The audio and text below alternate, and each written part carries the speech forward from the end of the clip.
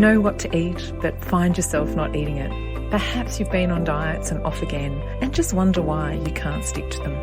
The Eating For You podcast, hosted by me, Sally Ann Pisk, will show you what's been missing so you can enjoy a healthier way of eating that lasts.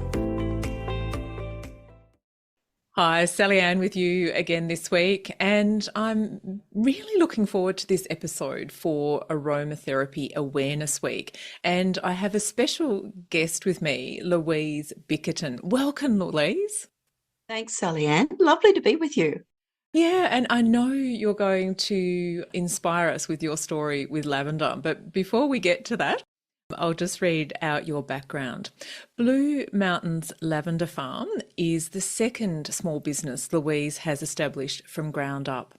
Holding tertiary qualifications in marketing and business studies and a career in the publishing and printing industry, Blue Mountains Lavender Farm was launched in November 2020.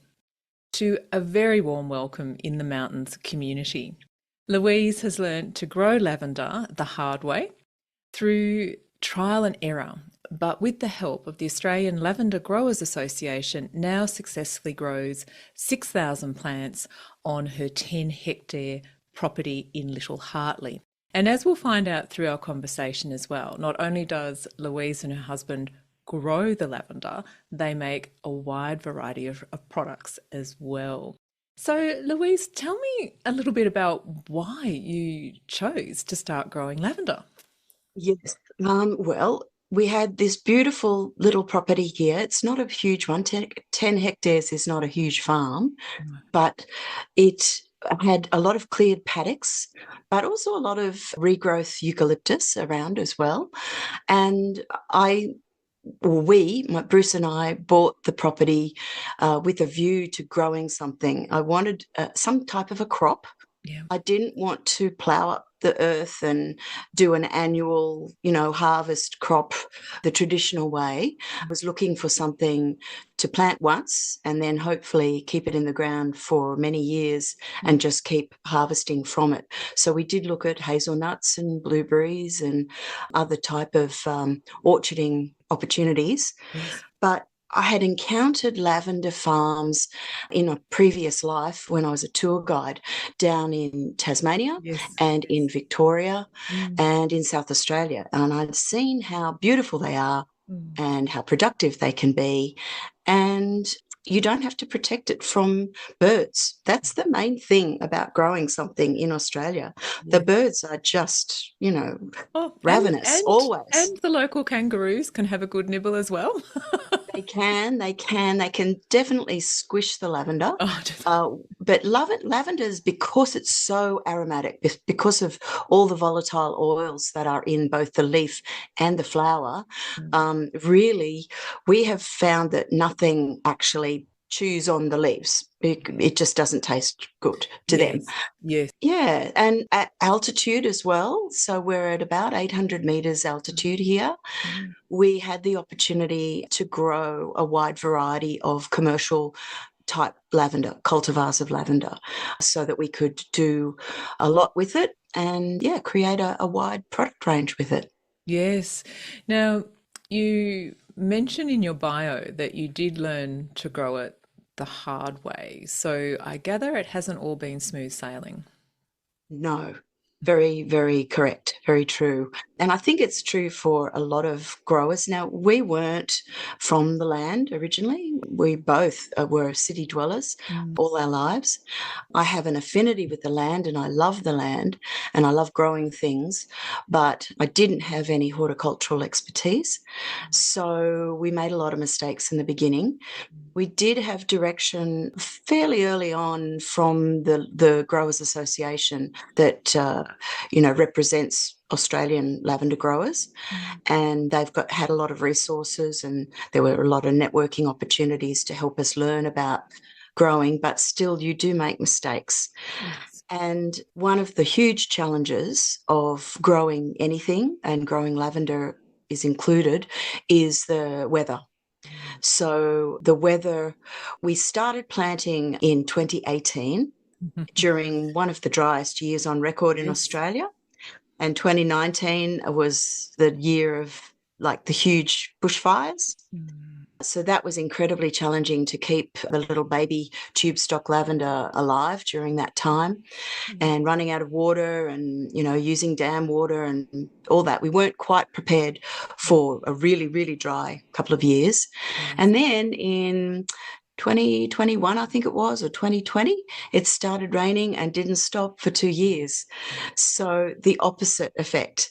And lavender doesn't like wet feet.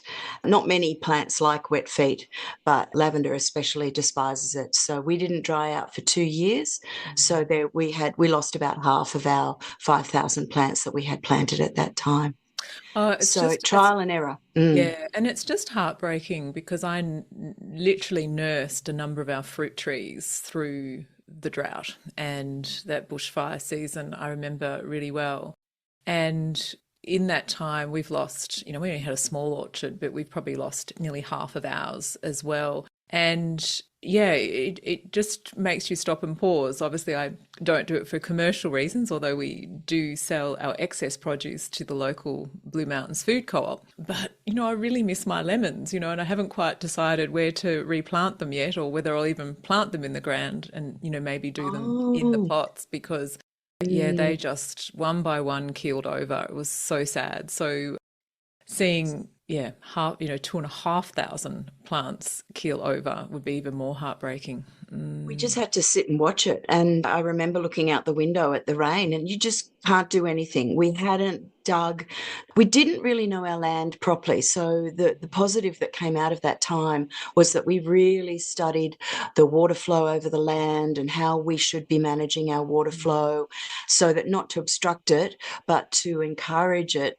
to soak into the earth. So we want a nice slow it down. fertile soil Mm, that can retain its moisture, but we do want to manage the excess flows when it dumps 200 mils at the one time yes, and just runs across the surface. We want to be able to manage that better. yes.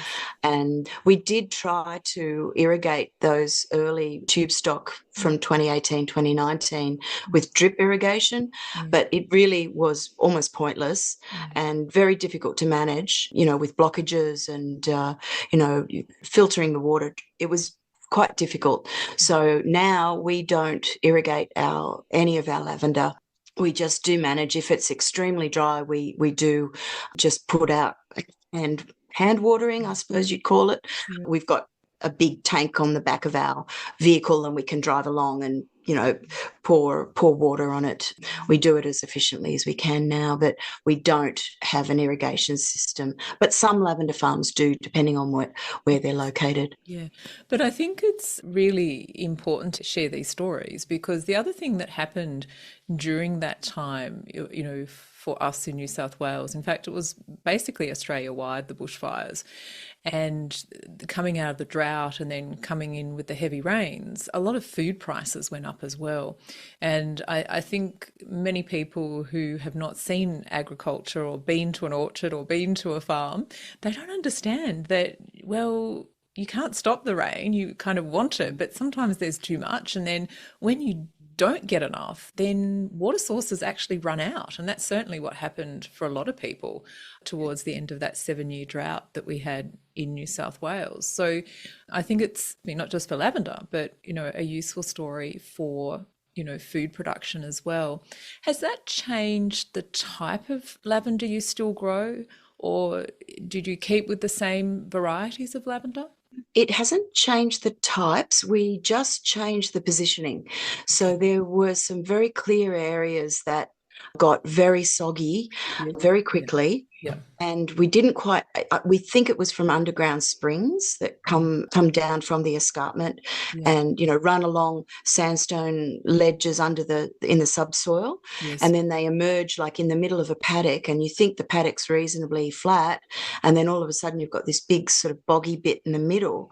So we, like I said, we learnt about the areas of our property that were best suited to different varieties. And yeah, we moved a lot of surviving lavender Yes. and to higher ground, drier ground. and they've been going really well now. So we started planting close to the house, for the convenience of it. But really, we've ended up right up the back of the property because our property is long and skinny and sort of goes up and up and up to probably about 858, maybe Wow. 870 meters. Yes. And the English lavender especially is doing much better up there than it was down here in the lower Yes. bit. So, how many varieties of lavender are there, and how many do you actually grow? Oh, I could honestly say I don't know how many total types of lavender there are. Hundreds, Yes. hundreds. In the wild, there would have originally been just a few endemic types, developing in their own little ecosystem in the Mediterranean, in Northern Africa. So there would have been, the original stock that humanity had to work with would have just been, spontaneously endemic to the areas. Mm. And then we've bred and bred and bred and bred lots of different varieties. And so we grow, well, for commercial purposes, we grow 8, Yes. and it's split into 2 main botanic families, the Lavandula angustifolia, which your listeners may know as English lavender Okay. or true lavender. Right. And that's the really grade 1 perfume oil, very low camphor, beautiful. But there are lots of different cultivars within that angustifolia family. Mm. So cultivars are just different colours, different. We've got, white lavenders, we've got pink lavenders, we've got deep purple, we've got light purple, and they all have a different chemical composition when you distill them. Yes. And it's like a wine, actually. It's like wine varieties. So I Okay.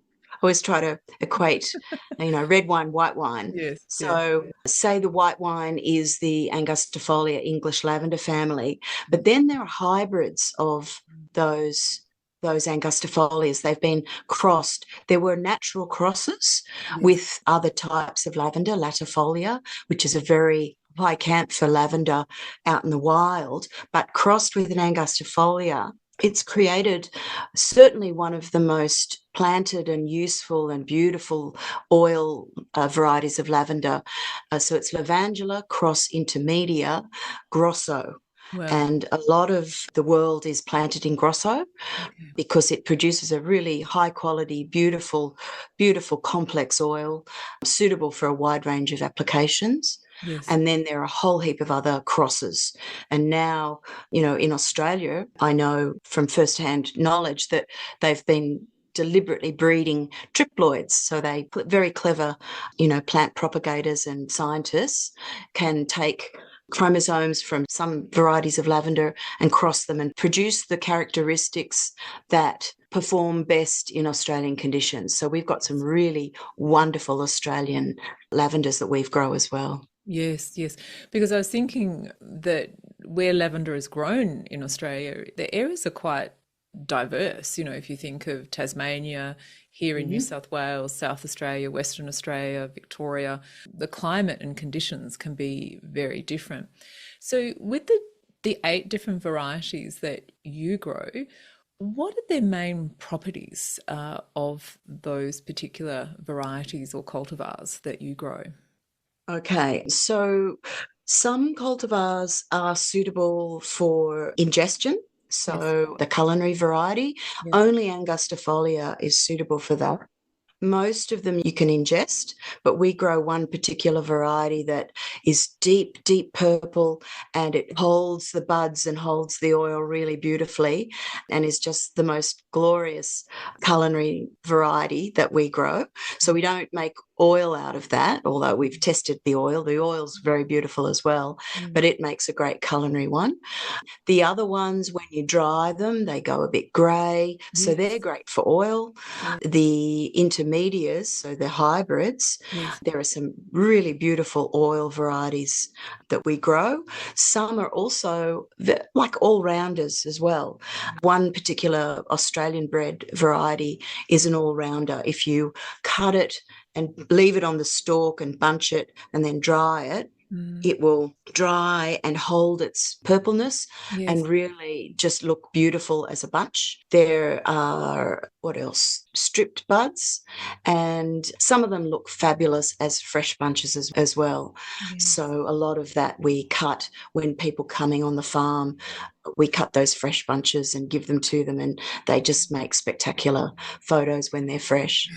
Yes, yes. And I will be, if you're listening and thinking, oh, I wish I could see some of what Louise is talking about, I will be sharing links to Louise's Instagram page and her website. So you'll get to see some of these beautiful flowers. Speaking of which, what time of year are the lavenders flowering and when do you actually harvest?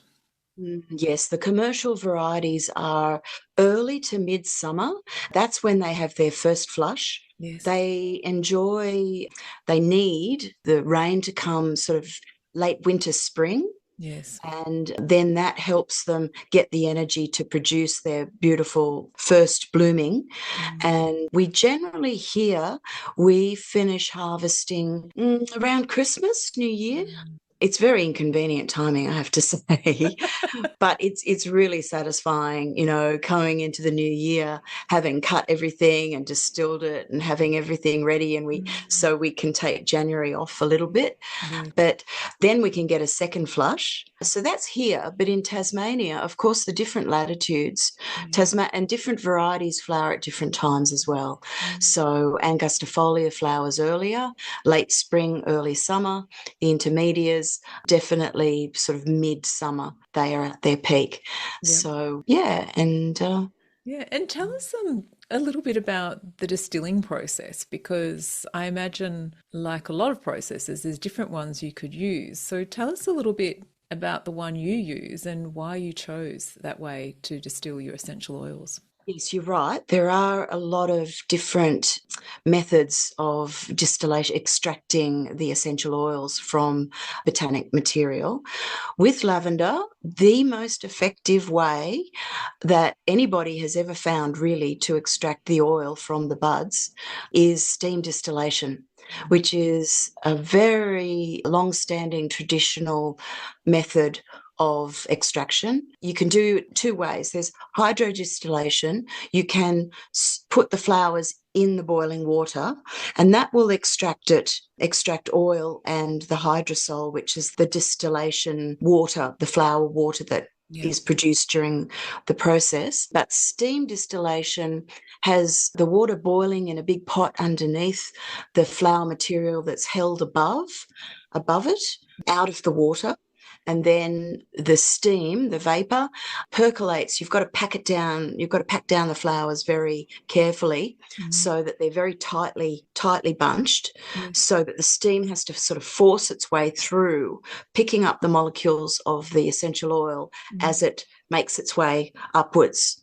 And then if you've got the temperature correct, it sort of is superheated and it forces it upwards and across and into a condenser, mm, which the condenser condenses it back from the vapor back into a liquid, wow. which is the essential oil sitting on top of the hydrosol water. Mm, So yes. it's a fabulous, just a really fabulous process.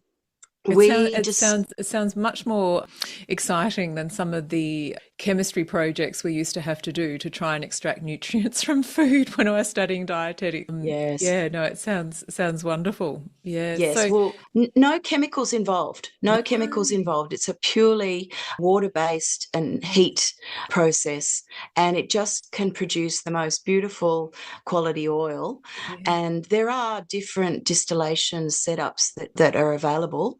Yeah. Of course, if you're distilling 200 kilograms of flower material at the one time, you need superheated boiler Mm, external to the pot.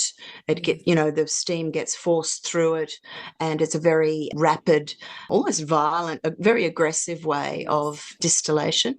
Yes. And we chose, because we're small, Yeah. we don't have 200 kilograms of flower material really at the one time. We do small batch in what we found has been a very effective way to manage the distillation process. Yeah. It's a traditional copper alembic still. So it's all copper. Every part of it is copper, Wow. from the pot to the flower column, to the hood, and all down into the condenser coil. It's all copper.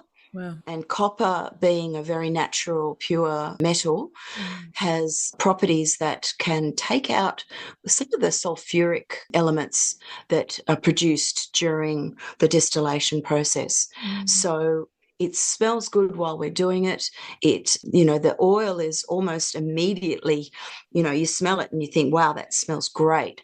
Whereas a stainless steel can produce fabulous oil, but not immediately. The oils need to be off-gassed and need to be matured in a dark place from stainless steel distillation. So you need to let them sit for 4 to 6 months before you get the really good notes coming through the oil. Yes, you mentioned before I interrupted you, that when it comes through the condenser, you've got the essential oil on top of the flower water. How do you then separate the oil off? It's a scientific separator. It's a flask with a little, what do you call it, the little Yes. tap at the bottom. And because the essential oil is molecularly less dense than the hydrosol, it actually conveniently sits on top. Yes. So we just drain off the hydrosol first, and until the oil is left, we then decant that oil into a glass bottle, and then we freeze it. Oh, Because the freezing process will freeze whatever water remains in that oil, and it sits down the bottom of the bottle. You take it out of the freezer and then decant it once more into its final storage bottle. wow. So some people put special gases and nitrogen into the bottle so that there's no oxygen touching the essential oil. And that is a fabulous way to keep the oil for many, many years. As it is, the essential oil lasts with its beautiful fragrance for many, many years. Yes. And there can be different grades of essential oil. Is that to do with the actual plant, or has that got to do with the distilling process, or both? Both. Okay. So number one, the best quality essential oil, grade one, perfume grade, comes from cultivars of Angustifolia, the English lavender, because there are elements in all lavenders. There's a lot of chemical elements. Okay. The main one that gives the fragrance is a chemical called linalool, and that is responsible for the actual smell, the fragrance of it. There's linalool acetate, and that's quite important that is in a higher range to get a good quality oil. But then the other element that affects the quality or the grade is camphor. Okay. So English lavender, Angustifolia, generally has sort of 0.1% to 0.4% of camphor content, depending on the cultivar. It's sitting at average around 0.2%. So you want it really low.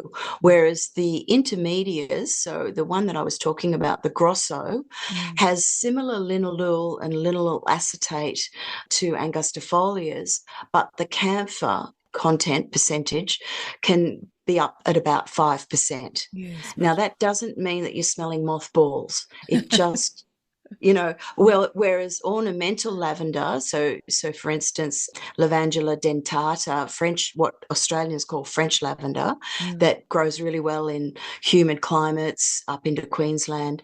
If you distill that, the camphor is going to be sort of off the scale, good for mothballs, but not much else. Right. Okay. So, And yeah. what are the properties in lavender that have been associated with relaxation and sleep? And I ask this because aromatherapy is one of the things I recommend that all women and men have in their toolkits, for well-being, because I just think it's a passive way of actually boosting your well-being. You don't have to do much other than maybe sniff it or wear it or spray it. So That's yeah. right. Yeah. That's right. I mean, I think humans have known of the qualities of lavender and the qualities of other botanicals when you breathe it in, it affects you in some way, whether it lifts your mood or relaxes you or just makes you happy. I mean, I think humanity have known that for thousands of years, but it is really just recently that there's been a lot of research, especially into lavender, because lavender essential oil is the foundation of many, many blends and perfumes. It's a fundamental oil that complements so many other oils. So there's been a lot of research, and aromatherapy aspect of it is the inhalation. Yes, yes. So there's something about inhaling these chemicals, and I call them chemicals because they are when you break them down, the components, the chemical components, that goes into your brain. And I think with lavender essentially the linalool, the linyl acetate, there's limonene and cineol. They all have a role to play, and they act on the brain in different ways. Sometimes some of them block receptors. Yes. So nerve receptors that are making you feel a bit jumpy and a bit anxious are blocked by these chemicals that you inhale.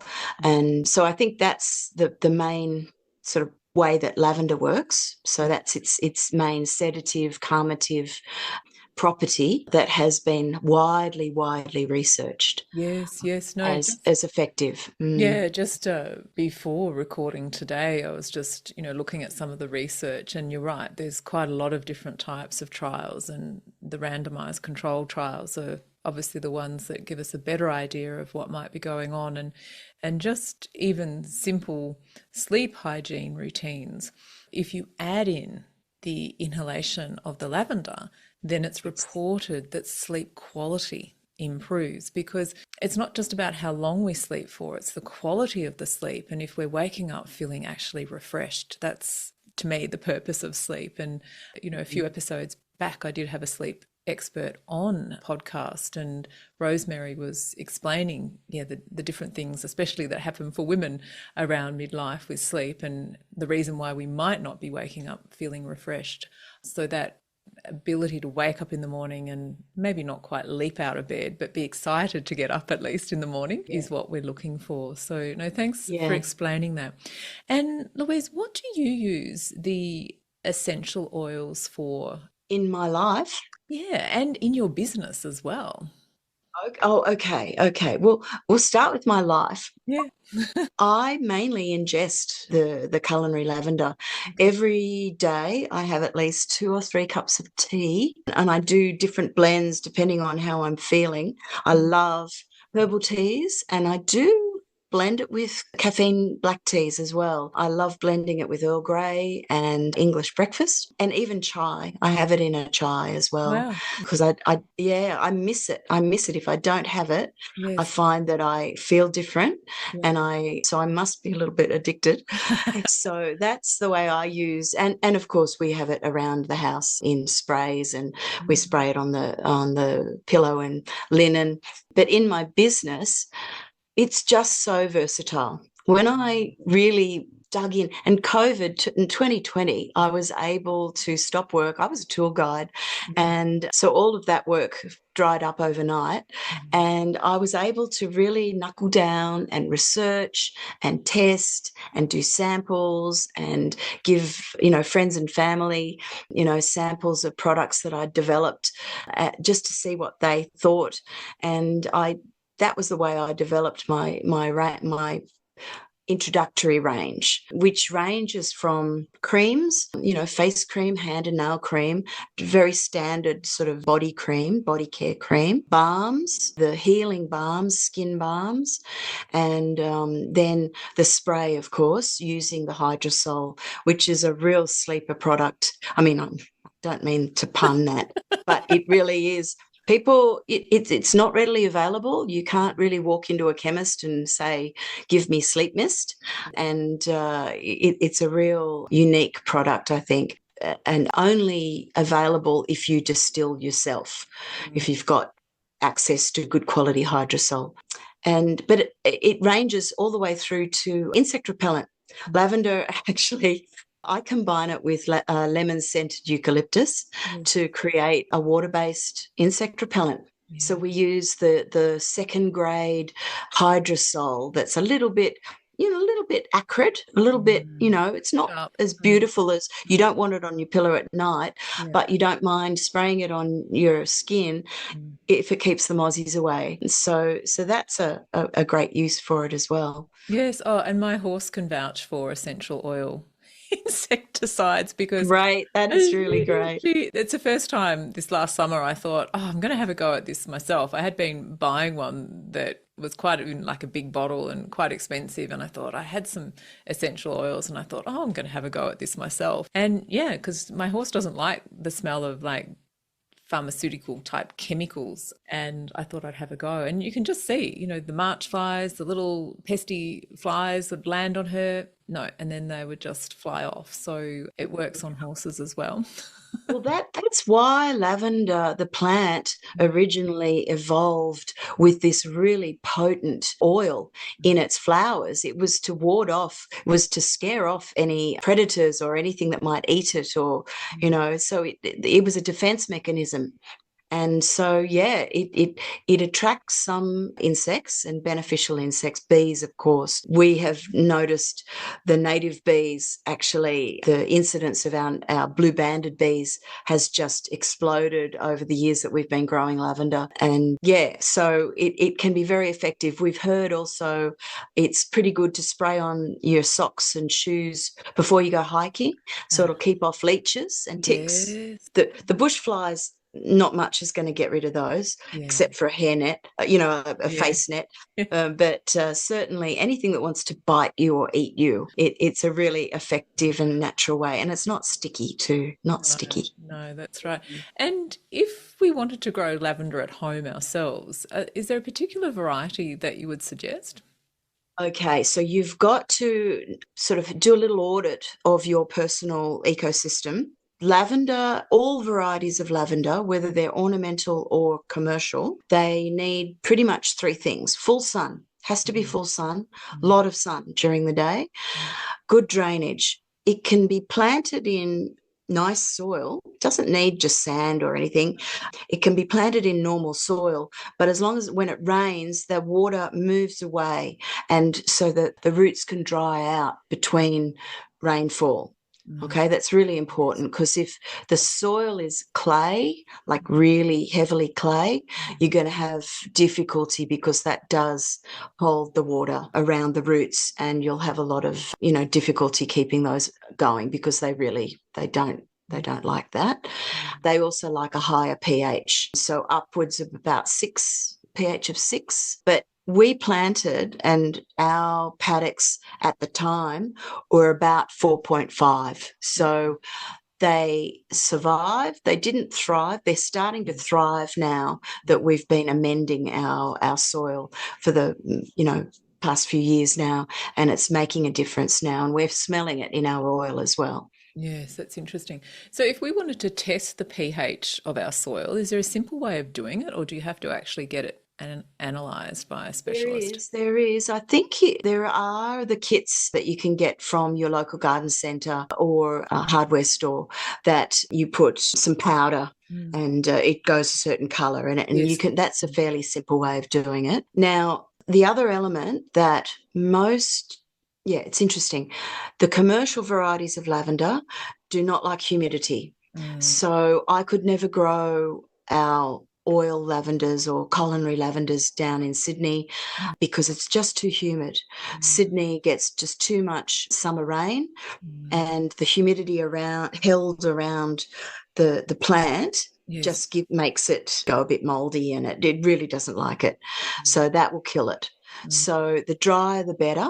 If you are in a slightly humid environment, mm. the ornamental ones have been bred to take more humidity. So the French dentata, French lavender, and the stetious varieties, the ones with the little ears on top, I've seen they're the ornamental ones. And that. there's lots of, really beautiful colours and combinations, and big blousy ones with big fluffy ears, or I call them ears. I know. Um, Well, once you get into flowers, it's just, yeah, never ending. It's a little bit like just come back from a snorkeling holiday and all these fish, they're the same fish, but they're in about five different colors or seven different colors. And it's like, oh, some of them yeah. do change color, of course, but some are the same color their whole life. But yeah, it's Mm, fascinating, isn't it? The whole yeah, biology of it is. flowers. So, It is. Louise, is there anything else you would like to share with us about lavender and how it can support our health and well-being?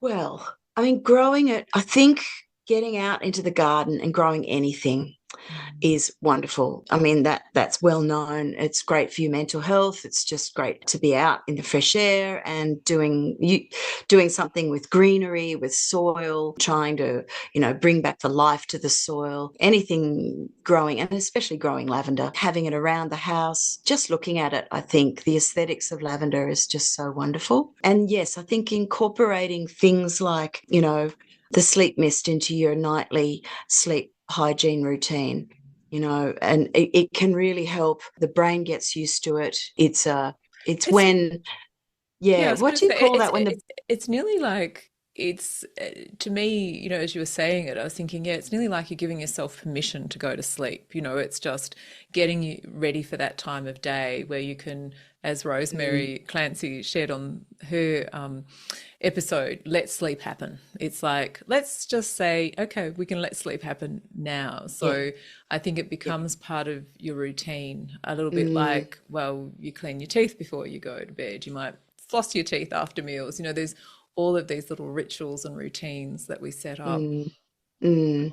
Yeah. And Yes, you train the circadian rhythm to a certain time, and it really does benefit. It's when you get out of whack, and I mean, it is very difficult if you're working long hours or night shifts and things like that. That must be very difficult to manage to get quality sleep. But I mean, you can use lavender in all sorts of ways, and even just picking it, if you've got ornamental varieties, picking it, popping it onto your table, letting it dry. I mean, they all dry really well, actually, by the way, and mm, will give some sort of aroma once they're dried. That's the other tip.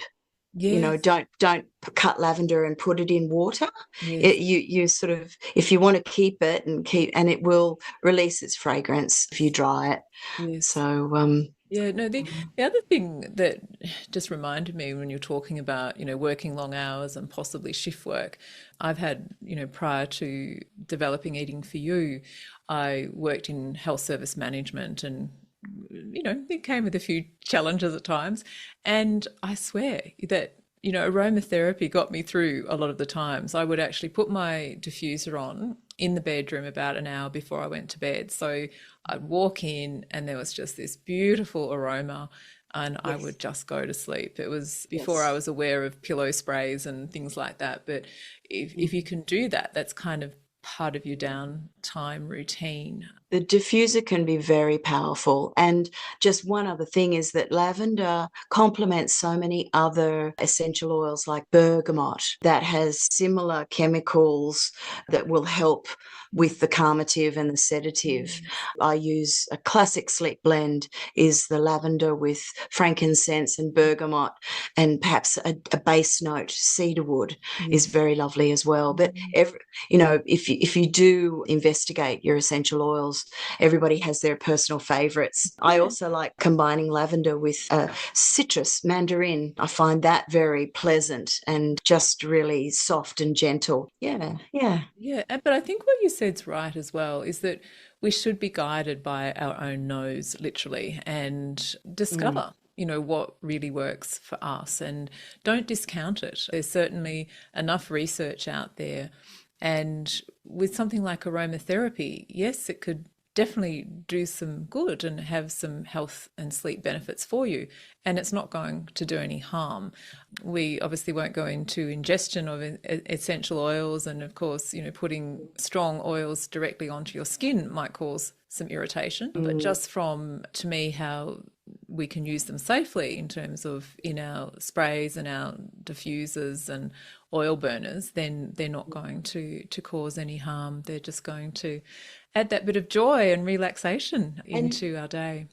if I could just add also, just to be conscious and a conscious consumer of essential oils, try to investigate the provenance of your essential oil. Make sure it's natural, that there's no added chemicals in there. Or some people, it can be quite difficult to discern a synthetic fragrance oil from a pure natural oil. If it's called fragrance oil, then you know that it's synthetic. And if they do write that on on the ingredient list, then they're doing the right thing by declaring that it's a synthetic oil. But do be aware that fragrance oil, if they write it in that way, then is a synthetic oil that can irritate, and it doesn't have the same properties No, that's as what I was the gonna say. natural oil. So just being conscious of where you're sourcing your oils and yeah, so conscious consumerism. Yes, and it's so wonderful that we are starting to get an industry in pockets around Australia because we can buy local as well, which is always a lovely thing to do.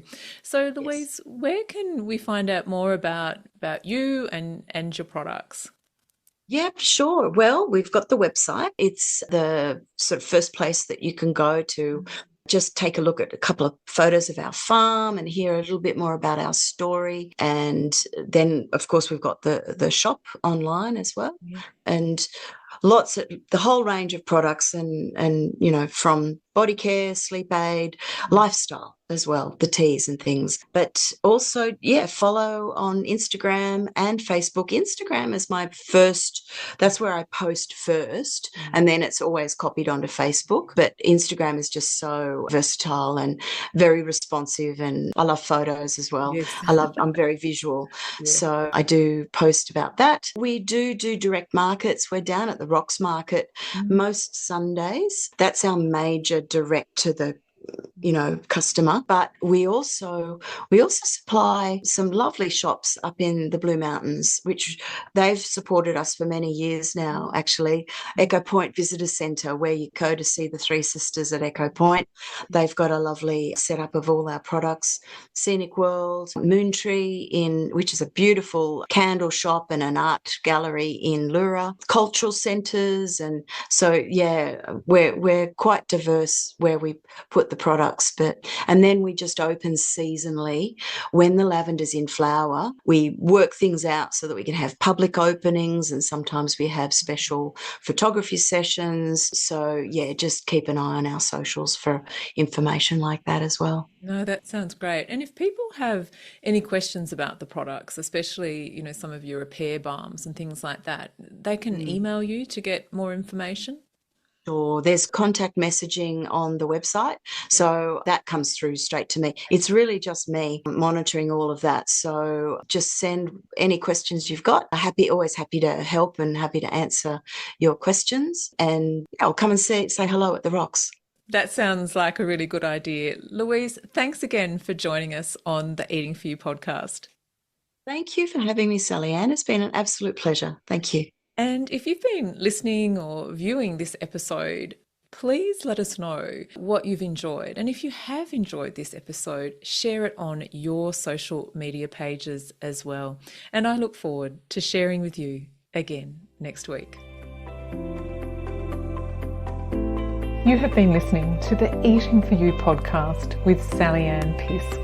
If a long-term way of healthier eating is of interest to you, then make sure you subscribe to our podcast.